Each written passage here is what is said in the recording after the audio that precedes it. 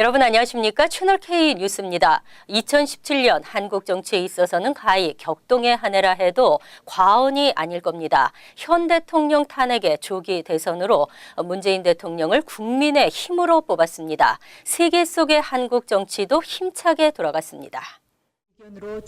국정농단 사건으로 국회에서 탄핵 소추된 박근혜 대통령에 대해 한국헌법재판소는 3월 파면을 결정했고 이어 5월 9일 조기 대선이 치러졌습니다. 재외 국민들은 투표하는 방법과 인증샷 등을 인터넷에 올리며 변화된 정치를 갈망했습니다. 41.08%의 득표율을 기록하며 더불어민주당 문재인 후보가 제19대 대한민국 대통령에 당선됐습니다.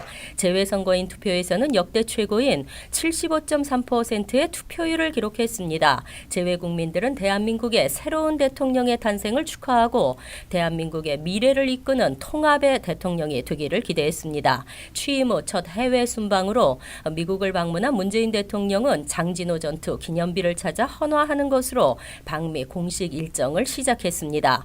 워싱턴에서 만난 한미 두 정상은 한미동맹의 발전 방안과 북한의 핵과 미사일 위협에 대응하기 위한 공조 방안 등을 논의했으며 의회를 방문해서는 한미동맹, 북핵, 한미 FTA 등 주요 관심사에 대해 폭넓게 의견을 교환했습니다. 미국과 깊은 신뢰를 형성하고 한반도 통일에 대한 한국의 주도적 역할의 지지를 확보하는 성과를 이뤘습니다. 9월 두 번째 방문에서 문재인 대통령은 유엔 총회 기조 연설을 하고 주요국 정상을 만났으며 11월 트럼프 대통령의 한국 방문으로까지 이어졌습니다. 2017년은 겨울 혹독한 추위 속에서도 촛불을 들었던 국민들의 바람이 결실을 맺는 한 해였습니다.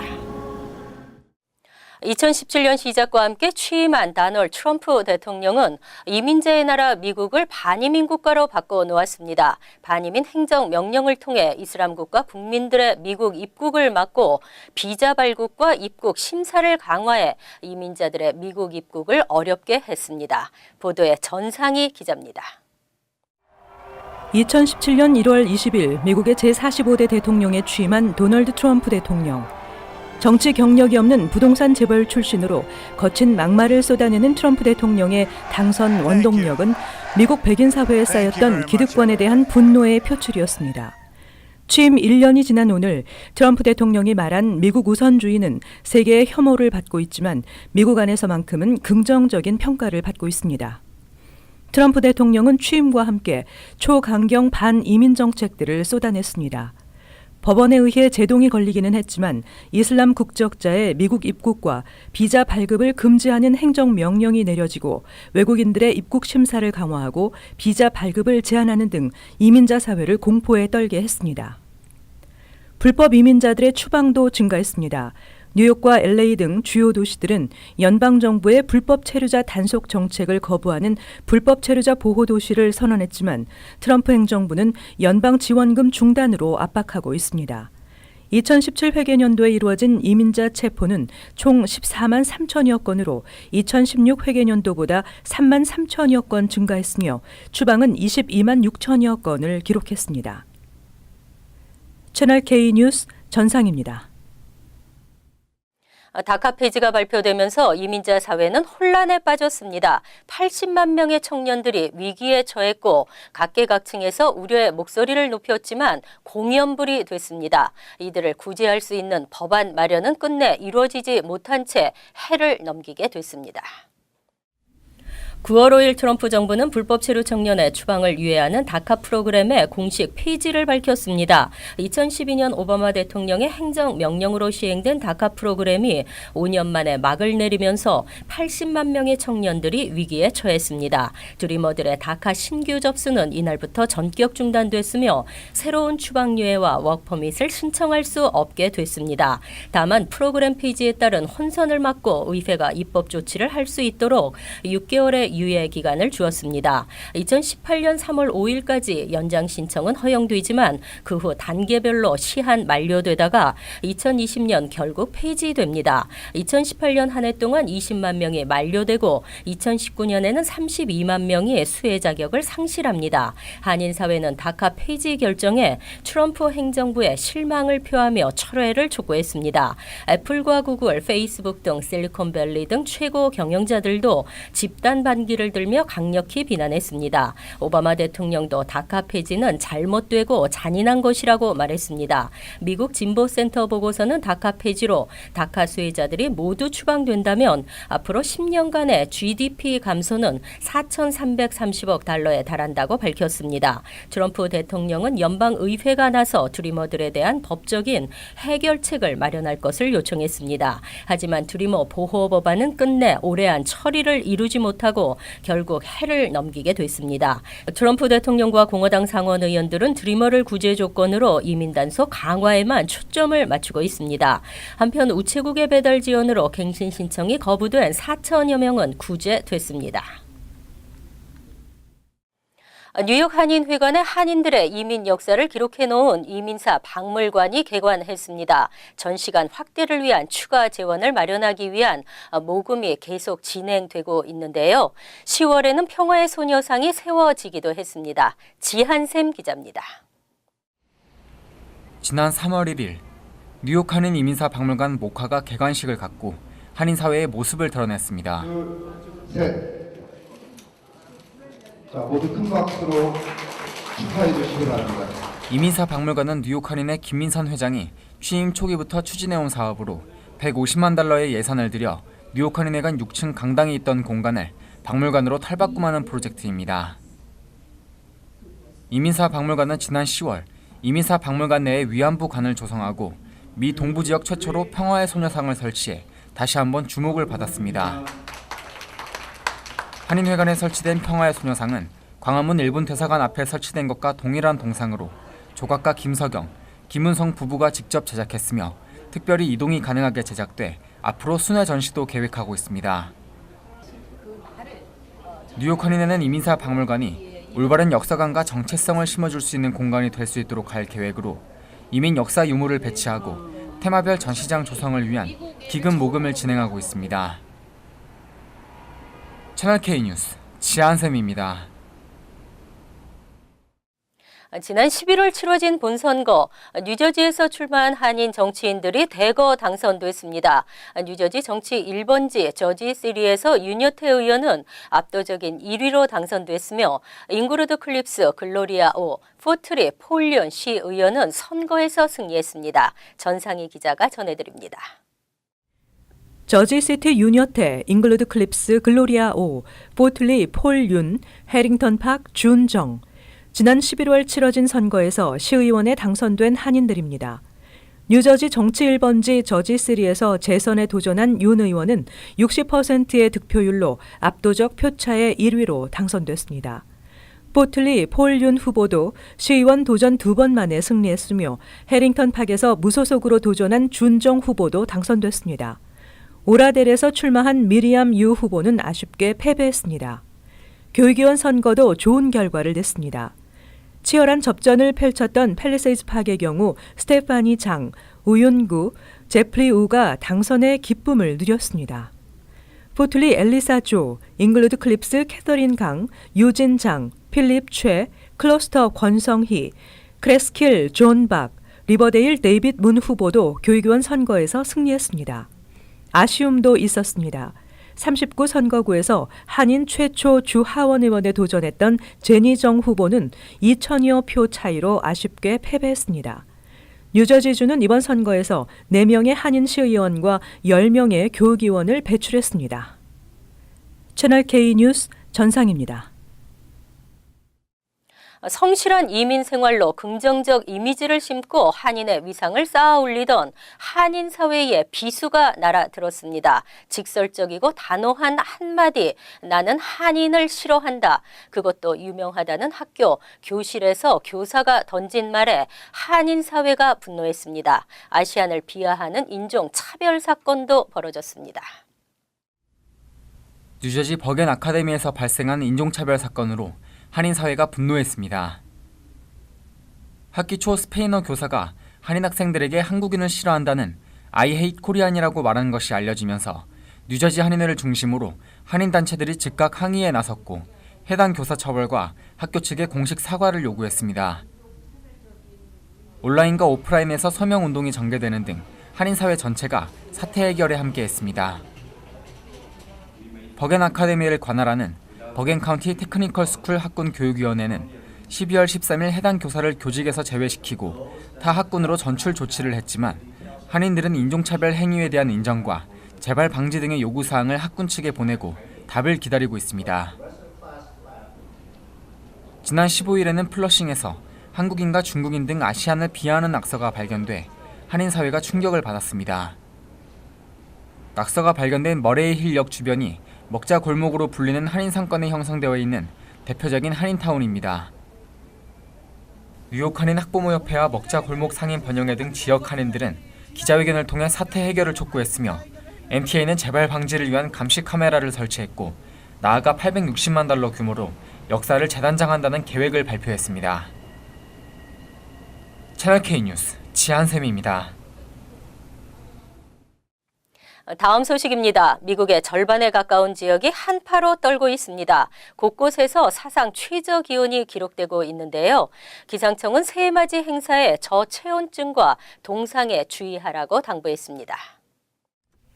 동북부와 중서부 지역에 기록적인 한파가 몰아치고 있습니다. 어제 캐나다 국경 인근의 뉴욕 워터타운은 최저 기온이 섭씨 영하 35도까지 떨어지는 등 대부분의 지역이 사상 최저 기온을 다시 쓰고 있습니다. 오는 31일 밤 새해맞이 행사를 위해 수백만 인파가 모여들 뉴욕 맨해튼 타임스퀘어 일대의 기온은 섭씨 영하 11도로 예보되고 있습니다. 바람에 의한 체감 온도는 이보다 훨씬 낮고 새해 첫날 기온은 더 떨어질 전망입니다. 기상청은 저체온증과 동상에 주의하라고 당부했습니다. 기상청은 지난 26일부터 시작된 한파는 내년 1월 6일까지 2주가량 계속될 것이라고 밝혔습니다. 이 기간 동안 최고 기온이 영하권에 머무는 한파가 지속될 것으로 예보했습니다. 기상청에 따르면 영하의 날씨가 가장 오래 지속됐던 때는 지난 1961년 1월 19일부터 2월 3일까지 총 16일인데 이번 강추위도 이에 못지않게 오래 갈 것으로 보입니다. 이번 한파는 미 동북부는 물론 중서부 지역에도 몰아치고 있습니다. 펜실베니아주 이어리오 지역에는 65.1인치의 기록적인 폭설이 내렸고 뉴욕 업스테이트 레드필드에도 62.2인치의 폭설이 기록됐습니다. 아칸소와 메인주도 사상 최저 기온이 기록됐으며 뉴햄프셔주도 영하 37도의 강추위가 기록됐습니다. 어제 저녁 브롱스의 5층짜리 아파트에서 화재가 발생해 12명이 숨지는 사고가 발생했습니다. 사망자 가운데 7세 미만의 어린이도 4명이나 포함돼 충격을 주고 있습니다. 브롱스에 있는 5층 아파트에서 어제 저녁 화재가 발생해 최소 12명이 숨지고 4명이 다쳤습니다. 경찰은 사망자 가운데 1세, 2세, 7세 여아 3명과 정확한 나이를 파악하지 못한 남자 어린이 1명 등 어린이 4명이 포함되어 있다고 밝혔습니다. 화재는 어제 오후 7시쯤 브롱스 동물원 인근 5층짜리 아파트에서 발생했습니다. 소방관 170여 명이 현장에 도착해 화재를 진압하고 주민들을 구조했지만 불길이 워낙 빠르게 건물 전체로 먼저 피해자가 많았습니다. 소방당국은 3세 남자아이가 아파트 1층에서 실수로 주방 스토브에 가열기구를 건드려 불이 난 것으로 추정된다고 밝혔습니다. 부엌에서 시작된 불은 열린 문틈과 계단을 타고 건물로 퍼진 것으로 보입니다. 이 아파트는 지어진 지 오래된 탓에 스프링쿨러 등 방화 장치를 제대로 갖추지 않은 것으로 알려졌습니다. 브롱스에서는 2007년에도 4층짜리 건물에서 불이 나 어린이 9명 등 10명이 숨지는 사고가 발생한 바 있습니다. 당시 화재 원인은 난방기 오작동으로 조사됐었습니다. 맨해튼 타임스퀘어에서 치러지는 새해 행사를 위해 MTA는 전철과 열차를 추가 운행한다고 밝혔습니다. 하지만 타임스퀘어역은 31일 오후 7시부터 자정까지 운영을 중단합니다. 메트로폴리탄 교통공사는 오늘부터 1월 1일까지 뉴욕시 전철, 버스, 셔틀버스, 롱아일랜드 레일로드, 메트로놀스에 적용되는 배차 계획을 발표했습니다. 올해 마지막 날인 31일에는 롱아일랜드 레일로드는 일반 주말 스케줄에 10대의 열차가 추가 배치됩니다. 뉴욕시 전철과 버스는 변경 없이 일요일 스케줄대로 운행됩니다. 맨해튼 타임스퀘어에서 치러질 전야제 행사로 인해 NQR 맨해튼 49 스트릿역은 오후 7시 12시부터 1일 자정까지 운영을 중단합니다. 따라서 타임스퀘어역을 경유하는 전철 노선을 탑승하는 이용객들은 인근역인 50스트릿역이나 57스트릿역을 이용해야 합니다. 새해 첫날인 1일 맨해튼 타임스퀘어를 경유하는 전철들은 8에서 12분 간격으로 운행되고 롱아일랜드 레일로드는 오전 12시 30분부터 오전 4시 20분까지 14대 펜스테이션발 열차를 추가 운행합니다. MTA는 31일 타임스퀘어에 몰릴 인파를 예상해 대중교통 탑승 전 미리 메트로카드를 구매할 것을 당부했습니다. 이어서 LA 지역 한인사회 소식입니다. LA 지역 한인사회는 올해 유난히 사건, 사고가 많았습니다. 2017년 LA 한인사회 주요 뉴스를 여준호 기자가 정리했습니다. 지난 2월 LA 한인타운 한복판에서 발생한 한인 할머니 묻지마 폭행 사건. 경찰 조사 결과 한인 할머니를 이유 없이 폭행한 이 여성은 백인 우월주의자인 것으로 드러났습니다. 트럼프 정부 출범 이후 미국 내 증오범죄 증가가 우려되던 시기, 이 사건은 한인들에게 지역 치안과 인종혐오 범죄에 대한 우려를 안겼습니다. 한 달 뒤 이 같은 증오범죄는 또 발생합니다. 20대 한인 남성이 같은 또래의 한인 여성을 망치로 무차별 폭행한 이른바 망치 테러로 한인들은 누구나 어디서든 묻지마 폭행의 피해자가 될 수 있다는 두려움에 떨어야 했습니다. 강력 범죄 사건도 잇따랐습니다. 지난 7월 발생한 한인 신혼부부 살인 사건은 잔인한 살해 수법과 현장이 공개돼 한인 사회를 큰 충격에 빠뜨리기도 했습니다. 이외에도 글렌데일 지역에 거주하는 한인 여성이 강도 용의자에게 총격을 받아 숨지는 사건이 이어지는가 하면 실종된 지 1년이 다 되도록 행방이 묘연한 일레인 박 씨의 사연은 한인들의 안타까움을 자아내기도 했습니다. 올해는 사건 사고뿐만 아니라 한인들의 생활이나 살림살이도 더 각박해진 한 해였습니다. 가장 심각한 문제로 떠오른 LA 지역의 주택값과 렌트비는 월급으로 감당 못할 수준까지 치솟았으며 이와 함께 임금 정체 현상까지 겹쳐 한인들의 주머니를 더욱 가볍게 만드는 악순환이 계속됐습니다. 특히 이 같은 집값의 고공행진은 곳곳에 노숙자들을 양산해 심각한 사회 문제로 떠올랐습니다. 더군다나 트럼프 행정부의 강력한 반이민 정책을 비롯한 최저임금 인상은 한인 업주들에게 인건비 상승이란 경제적 부담을 가중시켰으며 서류 미비자와 이민자들은 자칫 생활의 터전을 빼앗길 수 있다는 추방 공포 속에 불안한 삶을 이어가야 했습니다. 말도 많고 탈도 많았던 2017년, 삶이 먼저다라는 기치와 같이 무술년 새해엔 한인들의 생활이 좀 더 풍요롭고 편안해지길 기대해봅니다. MBC 뉴스 여준호입니다. LA 총영사가 새로 부임했습니다. 김완중 총영사는 재외국민 안전과 한인사회 권익 신장을 위해 보다 소통을 확대하고 적극적인 행정을 펼치겠다고 밝혔습니다. 오늘 오전 로즈데일 공원묘지 애국선열 참배로 첫 공식 일정을 시작한 김완중 총영사는 언론 간담회를 통해 재외국민의 안전과 권익을 우선시하는 한국 정부의 외교 정책에 따라 각계의 각층과의 다양한 소통과 교류로 한인사회 화합과 발전을 이끌어 나갈 것이라고 강조했습니다. 어떤 개인이나 단체, 어떤 그 특수 단체를 배제하거나 제외하지 않고 이렇게 포용하면서 같이 함께 걸어가는 이런 그 단합된 동포 사회를 만들어 보겠습니다. 그리고 제가 선두에 서서 하여간 그 여러분들의 뜻을 받들어서 하여간 LA 동포 사회가 전 세계의 어떤 한인 사회보다도 모범적이고 훌륭한 그 한인 사회가 될 수 있도록 이렇게 최선의 노력을 다하겠고 또 그 점을 약속드립니다. 특히 김완중 총영사는 트럼프 행정부의 반이민 정책 기조로 불이익을 당할 수 있는 한인들을 보호하기 위해 이민국과 공항당국의 긴밀한 협조 체계를 구축해 나가는 한편 운전면허 상호 약정과 한국 알리기 등 이기철 전 총영사가 추진해온 사업도 더욱 확대해 나갈 것이라고 말했습니다. 또 김 총영사는 한미 양국에서 신분을 얻지 못하고 있는 한국 출신 입양아들에 대한 당국 차원의 지원 등 소외된 동포에 대한 정책 마련과 LA 총영사관의 통합 전자 행정 시스템 도입 등 새로운 사업도 추진할 뜻을 밝혔습니다. 이외에도 민원 서비스 개선과 한인 단체들과의 파트너십 확대 등 주요 현안들에 대해서도 공간 차원의 노력을 다할 것이라고 김한중 총영사는 덧붙였습니다. 지난 1990년 외교부 근무를 시작한 김한중 총영사는 주 오사카 영사, 주 뉴욕 영사, 재외동포 영사국장 등을 역임하며 다양한 외교 실무 경험을 쌓아왔습니다. 간추린 소식입니다.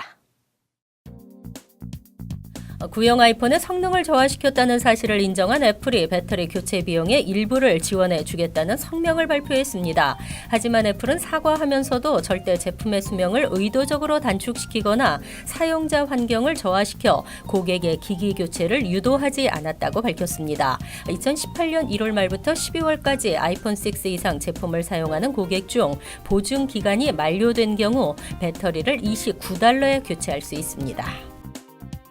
연말 로또 열풍이 불고 있습니다. 메가밀리언과 파워볼 잭팟이 합쳐 6억 9천만 달러로 나타났습니다. 뉴욕주 복권국에 따르면 현재 파워볼 당첨금은 3억 8,400만 달러로 치솟았습니다. 파워볼은 지난 2015년, 메가밀리언은 지난 10월 장당 가격을 각각 $2로 올리고 게임 방식을 바꾸면서 당첨 확률이 크게 떨어졌다는 게 관계자들의 설명입니다. 지난 27일 오후 5시 15분쯤 퀸즈 라커웨이를 출발해 로 맨해튼으로 향하던 NYC 페리가 출발 10분 후 샌드바에 갇히는 사고가 발생했습니다. 사고는 한 달여 만에 또다시 발생한 것입니다. 기장은 승객들에게 기계적인 문제로 인해 페리가 멈추었었다고 방송했습니다. 27명의 승객들은 4시간 후 뉴욕시 소방국 선박이 도착해 구조됐지만 혹한의 겨울 날씨 속에 난방도 없는 배 안에서 추위에 떨어야 했습니다. 뉴저지주 팰리세이드 파크타운은 2018년 31일 식당과 노래방들의 영업시간을 새벽까지 허용합니다. 제임스 로튼더 펠팍 시장은 연말연시를 즐겁게 보내고 지역경제 활성화를 위해 영업시간을 연장하게 됐다고 밝혔습니다. BYOB 업소는 내년 1월 1일 오전 3시까지, 리커 라이센스를 소유한 업소는 오전 5시까지 영업이 가능합니다. 또 1월 2일까지 타운 내 모든 도로변, 미터 주차기와 공영 주차장 등이 무료 운영되고 있습니다. 환율과 증권 소식입니다.